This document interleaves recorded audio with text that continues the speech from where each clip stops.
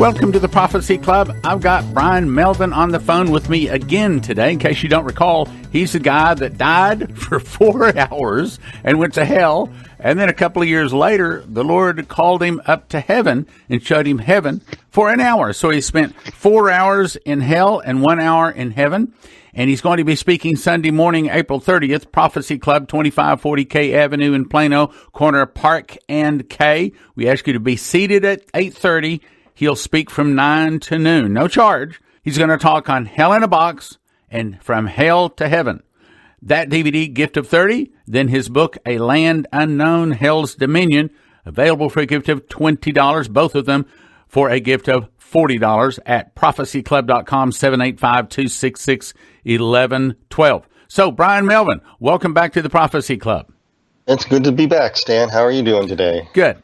Okay, so give us a brief overview of what you've talked about, your trip to hell, and then we're going to jump to what happened in heaven. Yes, I was a militant atheist way back when I was younger. Worked at a construction site, drank bad water. There I contracted cholera and had an experience of dying, saw hell. And where I left off last time, and I was talking about seeing some telephone poles in hell. And I just have to ask the people to come to the meeting to find out how it goes from there and how the Lord rescued me from the bowels of hell, what it was like. I'll just share briefly that a little bit about it. I was rescued by the Lord, and I was being ready to be thrown into this last cell, this last cube, and I felt His presence come down and was shaking the ground, and the demons were running scared, and the Lord picked me up in His arms, and I don't know how to explain this. And you realize that you don't deserve to come back. When you lift me up, I saw the nail prints were right through his wrist, and the bones were pulled apart, like the Bible says, his bones pulled out of a joint for us. You don't know how that made me feel, to be pulled out of hell, being held by the Lord, and I wept on his shoulder like I've never cried before in my life. I came back. He took me right back through the middle of hell, so to speak, right back to where it all started, back to that rock. He spoke to me, he blew on me, and I came back into my body. Then a neighbor found me, and I was taken to a hospital in Tucson, Arizona, where I recovered. You can find out more at the meeting, upcoming meeting. More on this. I got to collect myself for a minute to get rid of the tears out of my eyes for a second here. Okay, let me just mute him and just remind you, while he collects himself, where he's going to be speaking. That's Sunday morning, April 30th, Prophecy Club, 2540 K Avenue. Be seated at 8:30, please, and speaking from 9 to noon, no charge. Bryan, back to you. Yes, I remember when I got back from the hospital, I came back, I sat down in a beanbag chair, and that's how I got born again. I said, Lord Jesus, come into my life. I'm yours. Save me. I never want to go back to that awful place.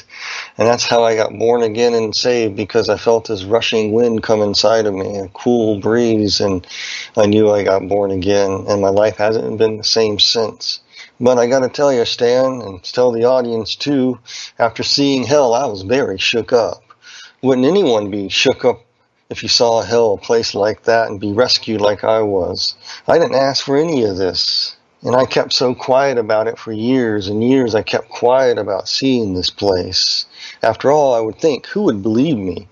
I mean, I'd walk places, Stan, I'm not kidding. I'd walk in places, and the sights and the sounds and the smells that I come into contact with would trigger memories. And sometimes they still do. I hear something, I smell something, and I'm instantly taken back. For example, I was babysitting my grandnephew, who was an infant at that time. He was about maybe 3 years old. And their parents had these monster bowling ball and set there, and these little bowling pins looked like little monsters. And here I am with this little kid, and I'm looking at these bowling pins, and all of a sudden I'm drifting, I'm going back. And I had to literally say, name of Jesus, this is not going to happen. And it didn't. I collected myself and put the little boy in the crib. He was all excited. He wanted to play, and got him calmed down. He went back to sleep, but I had to put those bowling pins away and just out of sight. So things like that would just trigger memories. And then I suffered nightmares, all kinds of things, and I kept so quiet about it. And all these things, after I became a Christian, became born again, drove me to serve God with an utter vengeance. I wanted to serve God like I never had before. I worked and worked simply to drown out what I knew. And I was too afraid to tell people, because when you see a place, nobody's going to believe you. And people are going to mock you and make fun of you. And it was like I had to come to terms with that. And so what I did was I witnessed, I became part of a street revival, a little town in Fort Collins, for about 2.5 years. 2 guys, or 3 of us involved, and eventually just me and another guy. We took care of a street revival. I was in a praise band. I ran the soundboard. I played the guitar. I became the head intercessor at a church. And my motto was I was so busy doing things. I was in a lot of turmoil, so much turmoil, seeing hell and being so busy as a bee just to cover up what I felt inside. We just got finished at church having a big, huge meeting going on, this big revival meeting at a church. And so at about the 3rd or 4th day of it, I think it was the 4th day, a Sunday night, and I had to get up real early in the morning to go to work. I had about an hour drive into town, so I had to get up super early, around 4:30 in the morning, and I wanted to get done. No, we had 30 baptisms to do that night. I was running the soundboard, then I got stuck. Yeah, after I cleaned up from the soundboard, I got home late around 3 a.m. and I had to let the dog out and I had to do all this stuff, and I was in a very bad mood, very unchristian mood actually, and I tried to get some rest, but I wasn't in a holy mood at all. I wasn't even looking for anything to happen. I was just really tired of working myself to death, trying to forget everything that I saw, trying to serve Jesus Christ with a vengeance. I was simply restless because of all the things that were hitting my mind that I was going through, like, why me? Why did I see this place? Why did I go to hell? Why did I see this awful place? And the most thing that really bothered me the most, I had to come to terms with it, and the Lord had to help me come to terms with, is I don't deserve to come back. Again, that just nailed my head all the time. It was like, I don't deserve to even be here. I don't. And then it happened. Something happened. The Lord, that night when I wasn't even looking for it, when all these thoughts were in my mind, like I'm not supposed to be here. Why? Why this? Why me? I'm just the average Joe. I'm nobody special. And then it happened. The Lord did something to calm me down about seeing hell. What he did was to show me heaven. Then it happened. If it was a vision, or if I actually translated to heaven, I'll let you guys to decide. But measure anything that anyone says with the Bible. And so there I was sitting, trying to lie down on my bed, trying to get just maybe a half hour to 2 hours worth of rest, when the room suddenly exploded in this brilliant light. And I was really groggy and very annoyed, and I just heard this resounding voice saying, "Awake, rise, stand to your feet." Those were the exact words, and guess what I did? I said, "I need sleep, leave me alone." And then I snapped out of it, and the room was dark, and I'm going, wow, it must have been a dream. My dog was very excited, wagging her tail, staring at somebody standing in the hallway, and in the moonlight there, and I couldn't figure out, oh, what is this? This must be a dream. And then the room had an electric feel to it. I laid back down, and it happened again. The light shone bright and said, "Awake, rise, stand to your feet." And guess what I did? I said, "I need rest. Leave me alone." And then it got dark again. My dog was really happy to see somebody, and I couldn't see anybody in the room, so I turned the light back off, and I went to lie back down. There was a presence of holiness in the room, and you think that somebody like me would, be receptive to that. No, I just was all groggy and just grouchy. And then I looked again, and I looked at my dog, and it looked like somebody was petting my dog, and a German Shepherd, and her ears were going down, and she's just sitting there panting like somebody was petting her. And then all of a sudden, it lit up again and said, "Awake, rise to your feet." And this time, I listened. And then all of a sudden I heard the still, quiet voice, the voice of the Lord, just really speak to me, still, quiet voice. He said, "Do you remember how you left before?" And I said, "Yes." So I laid back down on my bed. As soon as my head hit the pillow, it was though I went through the ceiling, so to speak, and I found myself heading upwards and entering the same black void that I saw before. I was approaching the same light I had seen before. This time, I was heading home, accepted in the beloved. I got to understand, the first time I experienced this void heading to the light, I was going to judgment. This time, I was coming home as accepted and beloved, not to judgment.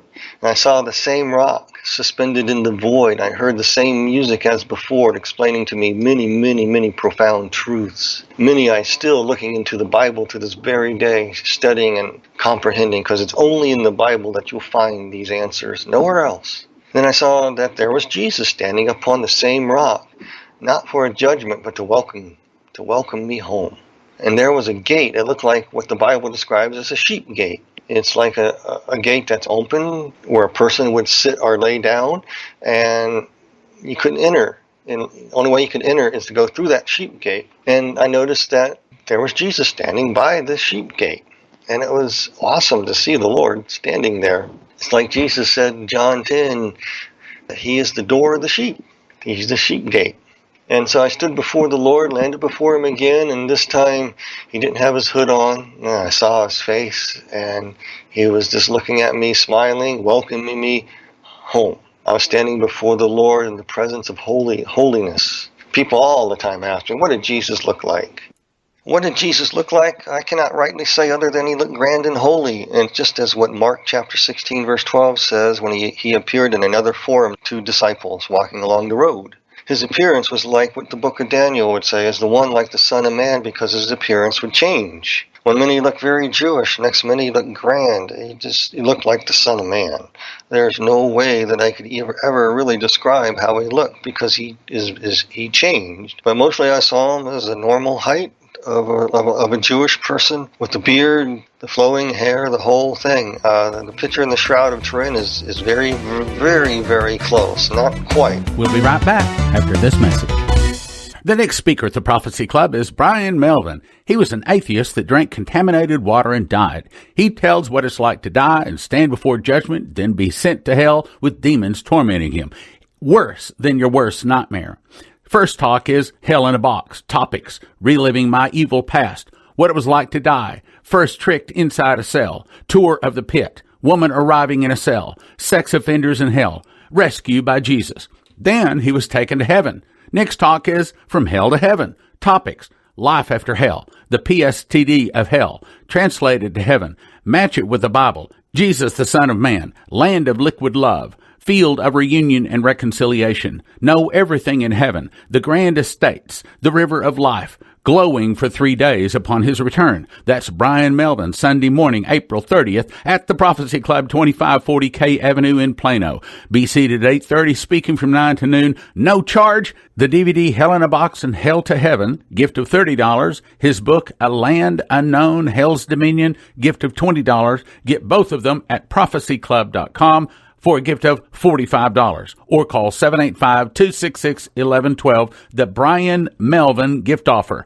DVD 30, book 20, both gift of $45, Prophecy Club, or 785-266-1112, Bryan Melvin gift offer. And now, back to the program. The flowing hair, the whole thing. The picture in the Shroud of Turin is very, very, very close. Not quite, but very close to some of the thing, what he looked like. I recall all this like it happened just yesterday. And then the Lord spoke to me again, and he mentioned to me to just simply, Bryan, pay attention to the words, my word. Pay attention to my word. Pay attention to the symbols and the signs and the patterns. Pay attention. And he was telling me that he was going to show me heaven because I saw hell, and it was going to calm me down. And you got to understand, it was like words of life coming to you, and it just began to calm my soul when he spoke. It was like living words. He spoke living words of encyclopedias of knowledge, just about peace and joy. I can't even explain. And from there we walked through the sheep gate, and from the gate I saw a short pathway that kind of meandered up to a grand land that I saw beyond that, which is the current heaven. And it was partitioned off by this great, grand, big, tall wall. And it was a wall of holiness, for God is holy and separate. And as we walked up to the path there, I saw this great big pearly gate. It was white, had living, swirling azure blue patterns in it that were just beautiful, swirling in this. And angelic beings were coming and going and doing assignments out there. They were coming out of this pearly gate, and God was sending them to do assignments. And there was one assignment that the Lord allowed me to see. There was a minister who was having trouble writing a sermon. He was having real trouble, always being distracted, things coming up, and so the Lord was trying to teach him a lesson that he could rely on the Lord, to trust him. And so he sent an angel to give this guy a message just before, maybe a few hours before he had to go preach. So he sat at his computer, and I saw the angel come down and actually put a message and speak words into him, and he got his message, and he wrote down a brief outline. He had the best sermon he ever had. And I saw angels doing other things too. They were sent to help people, to save people's lives, to give them warnings and tell them, Jesus is coming. There were all kinds of signs these angels were doing. Someone always asked me, what do angels look like? Well, some angels had wings, some of them didn't. They looked like what the book of Daniel said, like a face of a lion, an eagle, a man, and an ox head, and 4 wings. Others looked like the archangel types you see on stained glass windows. I mean, these were grand beings, great, tall in stature. Some of them rode wheels of light, others flew with their wings. They were grand, and they were doing tasks for the Lord. Hebrews chapter 1 tells us that the angels are ministering spirits sent forth to minister to the heirs of salvation. And so we're heirs as Christians, heirs of salvation, and angels are sent from God to help us. And I'm going to just give an admonition. Don't go angel crazy, because true angels will never let that happen. And a true angel is not going to let you use them for things either. Their tasks and assignments are from God. I'll let that go right there. I was watching these angels doing their assignments, issuing forth judgment and help in time of need and stuff at the gates. And then I looked at this gate, and like the Lord said, pay attention to signs and symbols. And we began to go through this great pearly gate. And there was a long, narrow corridor going through the middle of it. And it was this grand light all about it, emanating from it. And then I looked at, the Lord directed my attention, and I looked at the walls, and it looked like they were chiseled by the nails that went through Jesus' feet and wrist, and by the spear that pierced him. These were like the marks, like this pearl was chiseled through by the nails that went through Jesus, which makes sense. The symbolism is Jesus paved the way for us to enter heaven by the work of the cross. So as soon as we walked into this long, straight, narrow passageway through the great pearl, it was like the message of the cross was revealed to me. And again, if I don't get choked up here, it was like seeing the message of the cross and what Jesus went through on the cross for us being downloaded as I walked through this thing. And Jesus was betrayed. He was put on trial. He was abandoned. He was left to die. He was made to carry these heaven burdens. And everything is what we do to each other is what happened to Jesus. And what happened to Jesus just before he was put on the cross exposes what's in our heart. The book of Jeremiah says, the heart is desperately wicked. Who can know it? But the message of the cross reveals how we betray, abandon, neglect, abuse, and take advantage of each other. How we justify it. How we put people on trial in our minds.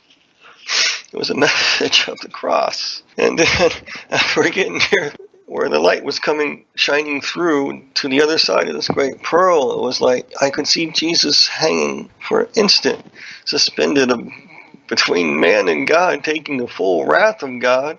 Not only our wrath as human beings, but the full wrath of God. It took our place to die on the cross for us. Downloaded into me so heavy that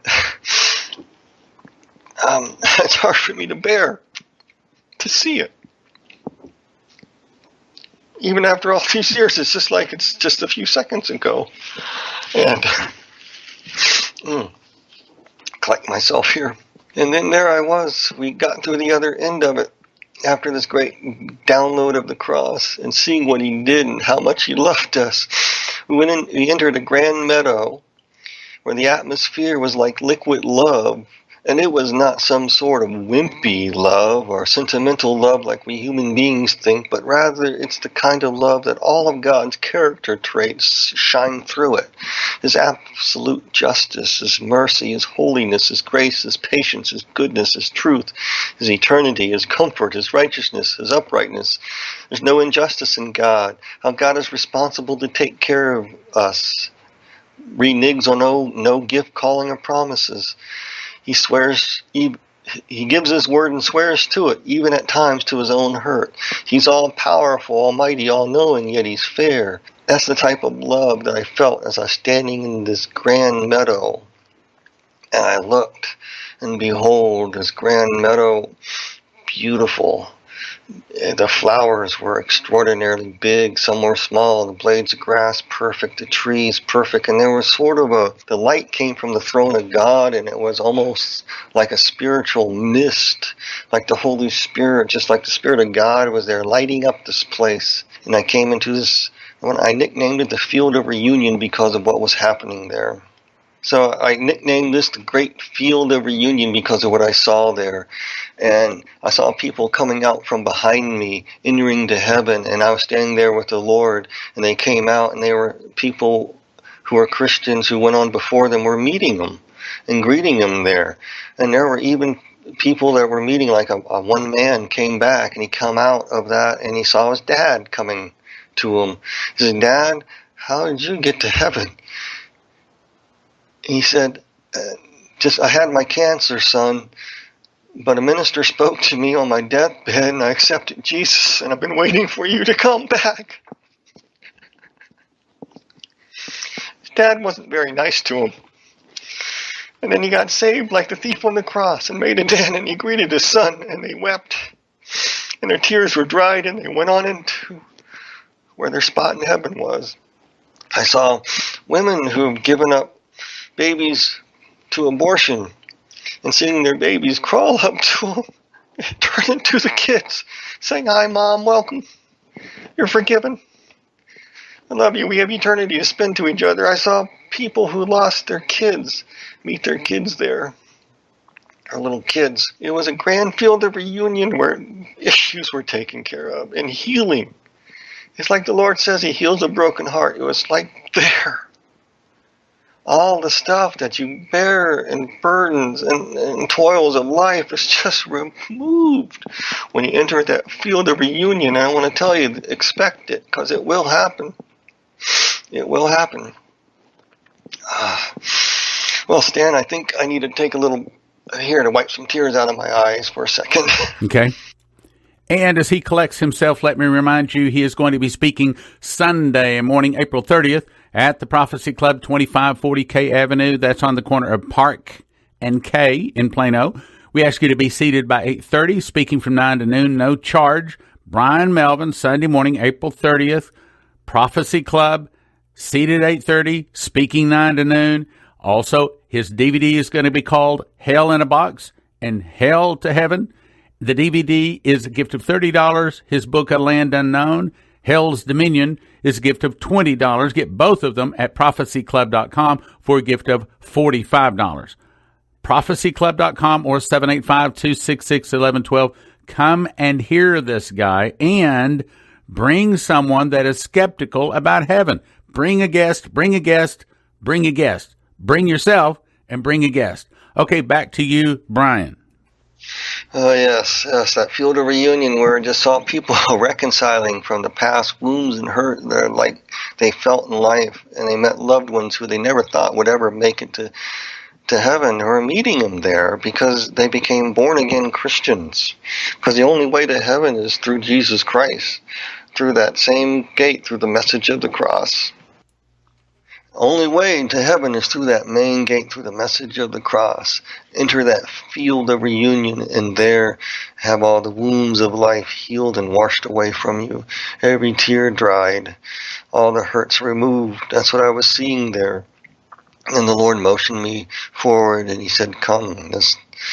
And so I followed him, and we walked along this gold road, and he showed me an overview of this heavenly city in the distance, and it's kind of hard to explain because the Lord was sort of telling me sort of like how guys speak to each other in a way. He said, where would you like to go? Would you like to see the city, or would you like to see the countryside? And he already knew my answer. I had enough of growing up in cities, and so I said, I'd like to see the countryside. He smiled and he laughed, and you got to understand, when I was overlooking the grand city, the current heavenly city, you knew where everything was. You knew there's a hall of records. You knew there's a book of life. You knew these things are there. You know the throne of God's there because the light's coming from it all. You can see this stuff from the distance, and you could see and know intuitively where everything is in heaven in an instant. You didn't need to ask directions. You just knew where things were, and you traveled just as fast as you want to walk, or you could. Some people were flying, some people were riding disc of light. There were angels running around doing things, it was grand to see all this stuff. And the Lord was showing me in like this city, the streets were paved with gold, and out in the countryside, it was like dirt, like gold dirt. Or whatever. It was granular.